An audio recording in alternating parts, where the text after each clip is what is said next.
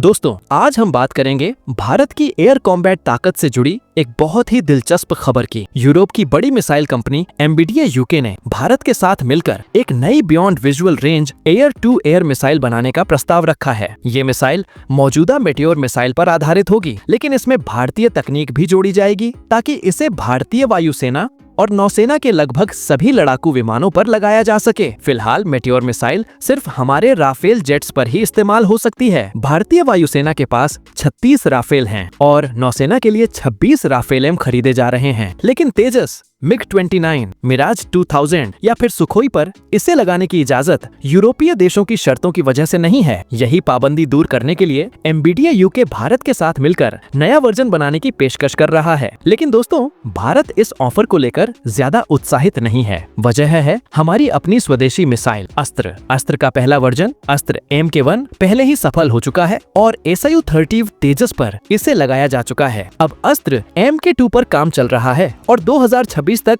इसके तैयार होने की उम्मीद है, जिसकी रेंज 160 किलोमीटर से भी ज्यादा होगी। अस्त्र MK3, जिसे गांडीव भी कहा जा रहा है, ये missile SFDR solid fuel ducted ramjet तकनीक पर बनी है और इसकी रेंज हाई एल्टीट्यूड पर 340 किलोमीटर तक जा सकती है। लो एल्टीट्यूड पर भी ये करीब 190 किलोमीटर तक टारगेट को मार गिरा सकती है, यानी रेंज के मामले में यह मेटेओर से कहीं आगे होगी। इसमें dual pulse rocket motor, inertial guidance, mid course update और इलेक्ट्रॉनिक काउंटर मेजर्स जैसी खूबियां होंगी। अब बात करते हैं मेटेओर की ताकत की। मेटेओर मिसाइल भी बेहद खतरनाक मानी जाती है। इसमें रैमजेट प्रोपल्शन है, जिससे यह लंबी दूरी तक लगातार हाई स्पीड बनाए रखती है। इसमें एक्टिव रडार सीकर और 2-वे डाटा लिंक है। सबसे बड़ी बात, इसका नो एस्केप जोन है, यानी अगर कोई दुश्मन विमान इसकी रेंज में आ गया तो उसके लिए बच पाना लगभग नामुमकिन होता है। इसी वजह से इसे वर्ल्ड की सबसे advance beyond visual range air to air मिसाइलों में गिना जाता है। तो फिर सवाल उठता है कि भारत एमबीडीए यूके का ऑन ऑफर क्यों नहीं ले रहा? असल वजह है आत्मनिर्भरता। भारत का लक्ष्य है कि डिफेंस टेक्नोलॉजी में खुद पर निर्भर हो और बाहर के देशों पर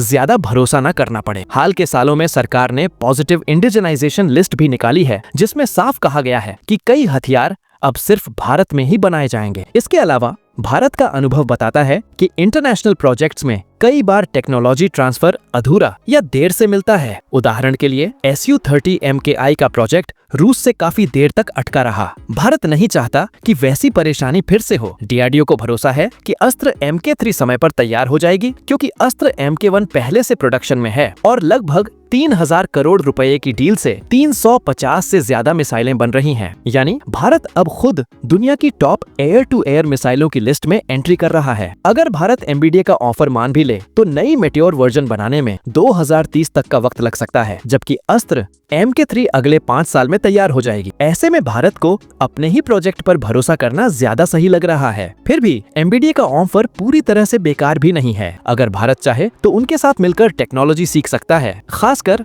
रैमजेट और सीकर टेक्नोलॉजी में। साथ ही लोकल प्रोडक्शन से इंडस्ट्री को फायदा होगा। लेकिन इंडिया का फोकस अभी अपने अस्त्र प्रोग्राम पर ही है। दोस्तों, अगर अस्त्र MK3 तय समय पर तैयार हो जाती है तो ये मेटेओर ही नहीं बल्कि चीन की PL-15 मिसाइल को भी टक्कर देगी। PL-15 की रेंज भी 300 किलोमीटर के करीब मानी जाती है और यह चीन के J-20 जैसे फाइटर जेट्स पर लगी हुई है। ऐसे में भारत के पास भी बराबरी की ताकत होगी। कुल मिलाकर देखें तो भारत अब साफ तौर पर आत्मनिर्भर डिफेंस टेक्नोलॉजी की तरफ बढ़ रहा है और आने वाले समय में अगर अस्त्र MK3 या गांडीव सफल हो गया तो भारत सिर्फ एक मिसाइल खरीदार देश नहीं रहेगा, बल्कि खुद एक मिसाइल बनाने वाला लीडर बन जाएगा।